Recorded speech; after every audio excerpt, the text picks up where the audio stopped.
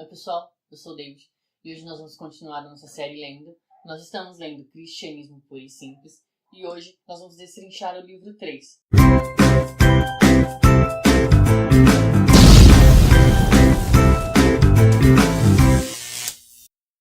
Este aqui, entre todos os 4 livros que tem, esse aqui é o maior. Antes de começar a falar capítulo por capítulo desse terceiro livro, eu vou contar para vocês que eu tomei uma decisão. Para o vídeo não ficar muito longo, eu vou dividir esses 3 livros em parte 1 e parte 2. Bom, o livro 3, o nome dele é A Conduta Cristã. E aí nós vamos para o primeiro capítulo, as 3 partes da moral. Agora o C.S. Lewis vai entrar na conduta moral, na conduta cristã. E principalmente esse livro vai abordar tudo que o cristianismo prega em sua essência. Mas para isso ele vai começar desde o princípio básico, que ele vai começar a falar sobre a moral. E aí no começo desse primeiro capítulo nós vamos ter uma parte que eu achei muito interessante. Ele vai dizer assim: conta-se a história de um garoto a quem perguntaram como achava que Deus era. O garoto respondeu que, pelo que era capaz de compreender, Deus era o tipo de pessoa que está sempre xeretando a vida dos outros para ver alguém que está se divertindo e tentar acabar com isso. Infelizmente, parece-me que é essa a ideia que um número considerável de pessoas faz da palavra moral. Algo que se intromete em nossas vidas e nos impede de ter momentos agradáveis. Na realidade, as regras morais são como instruções de uso da máquina chamada homem. Toda regra moral existe para prevenir o colapso e a sobrecarga ou falha de funcionamento da máquina. É por isso que essas regras no começo parecem estar em constante conflito com as nossas inclinações naturais. Quando estamos aprendendo a usar qualquer mecanismo, o instrutor vive dizendo: não faça isso, porque existem diversas coisas que, embora pareçam muito naturais e até acertadas na forma de lidar com a máquina, na verdade não funcionam. Então ele vai começar a dizer que essa moral ela existe e essa forma de conduta ela foi criada por alguém que inventou o homem e sabe como esta máquina deveria funcionar. E aí a seguir ele vai destrinchar a ideia de falar sobre ideal versus obediência. Às vezes o nosso idealismo ou as coisas que achamos não estão dentro desta moral. E às vezes o que nós pensamos o que seria o ideal foge o que seria realmente a obediência dessas regras, dessa conduta que ele vai começar a falar nesse livro. E seguindo essa linha de pensamento em apresentar a moral e o homem com esse bom funcionamento em todos os sentidos, ele vai dar um exemplo de uma frota de navios, como se cada indivíduo fosse um navio no mar. Então, para que essa embarcação toda e essa coletividade esteja em bom curso e ande bem e dê certo, ele vai falar o primeiro ponto, que é que todo mundo deve seguir uma mesma conduta, seguir no mesmo ritmo. Por quê? Para que os navios não se atropelem, não colidem entre si. E esse é o exemplo que ele vai usar. Que essa conduta moral, ela deveria ser assim, para que ninguém atropele ninguém, ninguém afunde ninguém. O segundo exemplo que ele vai dar é de uma orquestra, que tem os seus vários instrumentos, mas cada um tem a sua funcionalidade, cada um precisa entrar no mesmo ritmo e cada um precisa seguir o maestro que está conduzindo aquela orquestra. Simplificando, o que ele vai dizer que esta moral, além de respeitarmos uns aos outros na sua peculiaridade, nós também devemos respeitar o que diz o mestre, o que diz o maestro. E aí, continuando o exemplo da embarcação, outra coisa que ele vai dizer é que todos os navios só vão chegar ao seu destino se cada navio estiver em perfeito estado. E aí é quando ele vai falar que existem 2 maneiras dessa peça de ser humano não funcionar direito. A primeira é quando os seres humanos se atropelam entre si, isso falando em questão da moral. É quando moralmente eles se atropelam entre si. E segundo, quando cada indivíduo não cuida de si próprio, o que ele vai chamar aqui de organização interna de cada indivíduo. E aí ele vai apresentar os 3 fatores da moral. Ele vai dizer assim: a moral, então, parece englobar 3 fatores. O primeiro, a conduta leal e a harmonia entre os indivíduos. O segundo pode ser chamado organização ou harmonização das coisas dentro de cada indivíduo. E o terceiro é o objetivo geral da vida humana como um todo. Qual a razão de ser do homem? Qual o destino da frota de navios? Qual a música o maestro quer que a banda toque? Ele vai falar desses 3 pontos referentes à moral. A primeira é que deve haver uma harmonia entre todos. A segunda é que deve haver esta harmonia consigo mesmo. E o terceiro, no geral, com todos, com este ser que fez essa moral. Em resumo, é essas questões que ele vai tratar aqui nesse terceiro livro. E aí, antes de terminar, ele vai voltar um pouco a falar sobre esse idealismo, as coisas que eu faço que aparentemente eu acho que não pode prejudicar outras pessoas. Ele vai dizer assim: voltemos, por exemplo, à pessoa que diz que uma coisa não pode estar errada se não faz mal a outros seres humanos. Essa pessoa sabe muito bem que não deve danificar os outros navios do comboio. Porém, pensa que sinceramente que tudo o que fizer em seu próprio navio é de sua própria conta. Mas para isso não importa saber se o navio é de sua propriedade ou não. Não importa saber se eu sou, por assim dizer, o senhorio do meu próprio corpo, ou se sou somente seu inquilino responsável perante o verdadeiro proprietário. Se fui feito por outra pessoa, por alguém que tem seus próprios desígnios, o fato é que tenho uma série de obrigações em relação a esta pessoa. Obrigações que não existiriam se eu simplesmente pertencesse a mim mesmo. E aí, de uma forma clara, ele vai dizer como a máquina homem foi criado por um outro ser. Nós não somos de nós mesmos e não pertencemos a nós mesmos. Nós temos uma obrigação de conduta perante este proprietário. E chegamos no segundo capítulo, as verdades cardeais. Ele vai dizer que essas verdades cardeais no sentido que são virtudes fundamentais, ele vai dizer que dentro de cada ser humano existem 4 e os outros 3 vão ter apenas nos cristãos. E aí, por hora, nesse segundo capítulo, ele só vai dizer dessas 4 virtudes cardeais que todo ser humano tem, que são eles: a prudência, a temperança, a justiça e a fortaleza. E aí ele vai falar uma por uma em específico, começando com a prudência. C.S. Lewis já vai começar falando que na sua época, em 1942, as pessoas já não eram prudentes. Quem dirá agora em 2019? Mas o que ele vai dizer é que falta esta prudência nas pessoas. E ele vai falar uma coisa, que essa prudência falta também nos cristãos. E ele vai falar que existe um equívoco de ser bonzinho e ser uma pessoa prudente. Ele rebate que a prudência não é ser um ser bonzinho. E essa prudência, ele vai dizer que a sabedoria é de como se portar, de como agir, de levar em consideração os seus atos e as consequências dele. Em questão disso de não ser bonzinho, ele vai dizer a seguinte questão: que Jesus pediu para que nós tivéssemos o coração de uma criança. Mas esse coração é no sentido de esperteza e de vontade de fazer as coisas, e não de ser bonzinho em si. E referente à prudência, ele vai falar assim, ó: como esclarece São Paulo, Cristo nunca quis que fôssemos como crianças na inteligência, muito pelo contrário. Ele nos exortou a ser não apenas simples como pombas, mas também prudentes como as serpentes. Quer de nós um coração de criança, mas uma cabeça de adulto. Quer-nos simples, centrados, afetuosos e dóceis no aprendizado. E uma outra coisa que eu achei super fascinante, eu amo C.S. Lewis, ele vai falar dessa questão da inteligência, que não é porque somos cristãos que nós temos que sepultar a nossa inteligência. Ele vai dizer o seguinte: se você está pensando em ser cristão, eu lhe aviso que estará embarcando em algo que vai ocupar toda a sua pessoa, inclusive seu cérebro. Felizmente existe uma compensação. Aquele que se esforça honestamente para ser cristão, logo percebe que sua inteligência está aprimorada. Um dos motivos pelo quais não é necessário grande estudo para se tornar cristão é que o cristianismo em si mesmo é uma educação. E a seguir ele vai falar da temperança, ele vai falar de um ponto que a temperança na sua época era a pessoa se abster do álcool. E não é somente isso. Ele vai falar que a temperança devia ser usada no modo geral, para tudo que fazemos, e que para tudo na nossa vida existe um limite prático. O que eu percebi aqui é que ele não é contra o álcool, a não ser que você tenha um problema com o alcoolismo.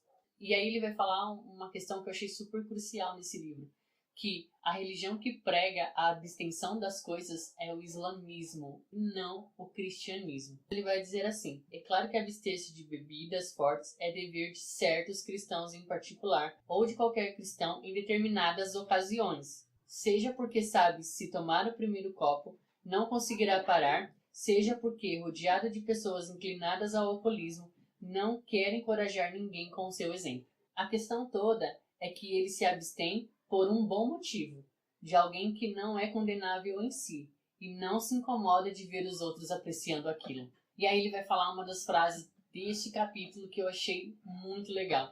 Ele vai dizer assim: uma das marcas de um certo tipo de mau caráter é que ele não consegue se privar de algo sem querer que todo mundo se prive também. Esse não é um caminho cristão. Ou seja, resumindo, como existem muitos cristãos chatos que acabam se abstendo de alguma coisa E aí eles querem incutir isso na cabeça das pessoas como se fosse verdade para todo mundo. E não passa de leis de usos e costumes de homens. Eu achei muito interessante nesse ponto também, que vai muito de contramão ao cristianismo que nós vemos hoje. Que gosta de aprisionar as pessoas. Depois a terceira virtude que ele vai falar é a justiça, que é a imparcialidade, é o cumprimento da sua palavra, é você viver em prol da verdade. E a quarta e última é a fortaleza, ou seja, a força para poder vencer as coisas, que é a força para poder enfrentar os perigos, que é a força para poder enfrentar a dor, é a nossa coragem.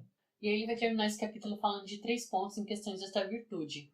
Ele vai dizer que, primeiro, às vezes as pessoas podem confundir essas virtudes com ser realmente cristão, que às vezes as pessoas fazem essa conduta, às vezes é por pura sorte, e às vezes elas praticam essas condutas de forma errada. O segundo erro é pensar que Deus quer pessoas que sigam uma lista de regras, o que não é. Mas sim o que Ele quer é um determinado caráter impresso em cada pessoa, o que é totalmente diferente. E um terceiro ponto, que já que estamos destinados à vida eterna, para vivermos essas boas obras e essas virtudes, não devemos esperar para praticar ou tentar se esforçar e acharmos que estaremos com essas qualidades completas e perfeitas no paraíso.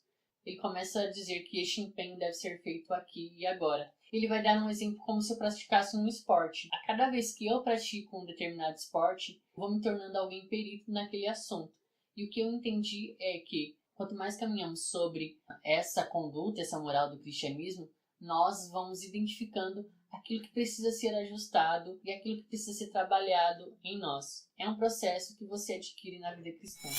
O terceiro capítulo desse livro é um capítulo muito complexo. O nome dele é Moralidade Social. Nele, C.S. Lewis vai dar uma visão geral do que seria uma sociedade totalmente cristã. E ele leva em consideração a lei áurea do Novo Testamento, que é o que Jesus disse: faça com os outros o que você gostaria que fizesse com você. E aí ele vai falar sobre vários cenários e algumas opiniões que ele tem. Entre essas coisas que ele vai falar, eu vou citar algumas. E ele vai dizer o seguinte: se nós pudéssemos ver uma sociedade que é totalmente cristã, ele diz que nós iríamos estranhar um pouco por não estarmos acostumados, acho que, a ver essa perfeição. Perfeição no sentido de ser uma sociedade que leva em consideração a todas as coisas, todo mundo e as regras de conduta. Um segundo ponto que ele vai dizer também é sobre a relação igreja versus política. Pelo que eu entendi, ele vai dizer que a igreja ela tem uma liderança, ela tem um papel de liderança totalmente diferente do papel de liderança político. Que os assuntos religiosos não deveriam ser tratados como assuntos de política. Foi isso que eu entendi. Se for o contrário, se você ler o livro,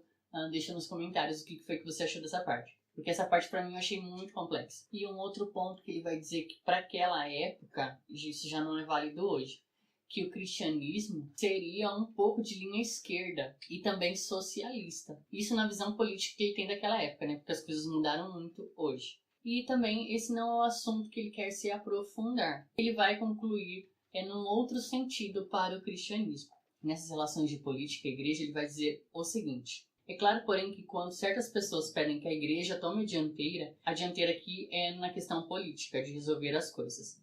Querem mesmo que a liderança estabeleça um programa político, o que é tolice. A liderança dentro da igreja é composta pelas pessoas que foram especialmente treinadas e destacadas para cuidar dos nossos assuntos enquanto criaturas que viverão para sempre. Ou seja, a igreja não se atém às coisas que são vividas aqui. Ela tem a visão da vida eterna. E estamos pedindo que cumpram uma função diferente, para a qual não foram treinadas. Muitos não examinam o cristianismo para descobrir como ele realmente é, sondam na esperança de encontrar nele apoio para o ponto de vista de seu partido político. Buscamos um aliado quando nos é oferecido um mestre ou um juiz. Ele vai fechar o capítulo com o que ele realmente queria dizer com sociedade cristã. Ele vai dizer assim: a sociedade cristã só virá quando a maioria das pessoas quiser, e ninguém pode querê-la se não for plenamente cristão. Posso repetir: faça dos outros o que gostaria que fizesse com você até cansar.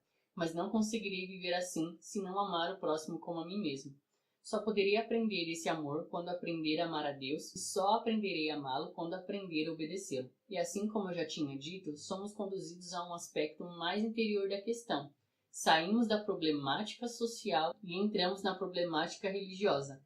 O caminho mais longo é o caminho mais curto para chegar em casa. E aí você vai entender quando ele quis dizer sobre a sociedade, a política, enfim, que essa sociedade moralmente perfeita ela só vai conseguir êxito se todo mundo nascer de novo, ao ponto de dizer que a problemática social ela é resolvida com a problemática religiosa. Se todos fossem nascidos de novo e cada um respeitasse o próximo, amasse a si mesmo e a Deus, esse caminho seria muito mais curto que debater política e as suas razões políticas. Chegamos no 4º capítulo, a moralidade e a psicanálise. O que ele vai dizer é que neste caminho em de se aprimorar o homem e melhorar essa máquina para que ela funcione para o bem, C.S. Lewis vai dizer que o cristianismo e a psicanálise têm o mesmo objetivo, mas com fins diferentes. E aí ele vai falar sobre as escolhas do homem. Como é feita essas escolhas? E aí ele vai dividir essas duas escolhas em 2 tópicos. A primeira escolha é uma escolha normal, que é de sentimentos comuns a todos os homens, e a segunda ele vai chamar de sentimentos antinaturais, provenientes de distúrbios em seu subconsciente. E ele vai dar 2 exemplos. O primeiro é que o medo, afetivamente falando, é um medo normal. E o medo por um bicho que você não gosta é um medo anormal. É um sentimento antinatural, como ele diz. E aí ele vai dar o segundo exemplo, que eu discordo totalmente. Mas fazer o quê? Para a época dele eu até entendo. Ele vai dizer que para um homem ter um desejo por uma mulher é algo natural. Aí ele vai dizer uma frase assim: o desejo pervertido de um homem por outro homem do segundo, e discordo totalmente dele. Não é por causa desse desejo que, a pessoa seja pervertida. Segundo, que não é por causa desse desejo que a pessoa seria normal, o que ele quer dizer aqui. E muito menos de distúrbio no seu subconsciente. Como já foi dito e é comprovado que existem sentenças biológicas que isso pode acontecer e outras simplesmente a pessoa é porque é. E não seria um distúrbio, só para deixar bem claro essa questão que ele pontuou no livro. Mas eu entendo, por conta da época. Ele vai terminar o capítulo falando: quando o homem morrer e a sua matéria se diluir, a única coisa que vai sobrar dele para a eternidade é as coisas que ele fez consigo mesmo. E essa parte que ficar vai revelar realmente qual era a sua essência. Se as suas escolhas foram boas ou se as suas escolhas foram más. E referente a isso ele vai dizer: quando o corpo morrer, tudo isso desaparecerá. E o verdadeiro homem interior, aquele que escolhe e que pode fazer o melhor ou o pior com o material disponível, estará de pé, nu. Veremos então pela primeira vez cada qual como realmente era. Haverá surpresas. E aí, quando acontecer essa separação de pessoas boas e pessoas más, C.S. Lewis vai dizer uma coisa: ser uma criatura do primeiro tipo, ou seja, boa, é o paraíso, é alegria, é paz, conhecimento e poder. Ser do segundo tipo é a loucura, o horror, a idiotia, a raiva, a impotência e a solidão eterna. Cada um de nós, a cada momento, progride em direção a um estado ou a outro. E por fim, para terminar o capítulo, ele vai dizer uma coisa muito interessante. Quando o homem piora, torna-se cada vez menos capaz de captar a sua própria maldade. Um homem moderadamente mau sabe que não é muito bom. Um homem completamente mau acha que está coberto de razão. As pessoas boas conhecem tanto o bem quanto o mal. As pessoas más não conhecem nenhum dos dois. Bom, chegamos no capítulo 5, moralidade sexual. C.S. Lewis vai começar falando sobre a diferença de castidade versus o pudor. Ele vai mais profundo na questão, dizendo que pudor às vezes não é castidade, que é totalmente diferente de pudor, que nesse caso quer dizer decência. E aí uma das coisas que ele vai dizer é que a castidade, ela não revoga nunca, e ela é um requisito principal do cristianismo para você que não é casado, e a decência e o pudor, ela muda conforme as circunstâncias. Por exemplo, decência para nós pode ser uma pessoa que não ande por aí mostrando o seu corpo mais do que devia, mas isso depende da região que ela mora. Um indígena, por exemplo, as questões de pudor para ele é totalmente diferente da nossa. Então essa questão de pudor, ela muda conforme o contexto e conforme a sociedade que você vive. Um dos pontos que ele vai dizer é que não é porque a pessoa ela é decente que ela realmente segue essa vida casta. Referente à castidade, ele vai falar o seguinte: podemos ter certeza de que a castidade perfeita, como a caridade perfeita, não será alcançada pelo mero esforço humano.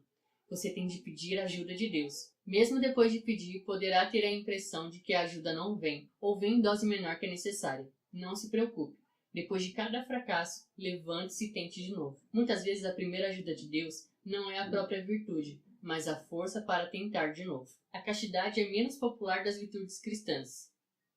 Se não era naquela época, hoje então. Porém, não existe escapatória. A regra cristã é clara: ou o casamento com fidelidade completa ao cônjuge, ou abstinência total. Isso é tão difícil de aceitar e tão contrário aos nossos instintos que das duas uma: ou o cristianismo está errado, ou o nosso instinto sexual, tal como é hoje em dia, se encontra deturpado. E aí ele vai começar a fazer alguns discursos sobre esse assunto, sobre o sexo. Primeiro ele vai falar que o desejo não é mal, né, que o sexo é uma coisa natural e ele não é feito somente para procriação, como a maioria acreditava. E ele vai começar a falar sobre esse desejo sexual ser saudável, de não passar os limites. Que o problema não é ter o desejo em si, mas fazer desse desejo do sexo o seu Deus. E uma outra coisa que ele também vai falar durante este capítulo é dos ataques que nós recebemos nesta área. E ele vai falar muito sobre propagandas daquela época, ele vai falar muito sobre cartazes também daquela época, que nos fazem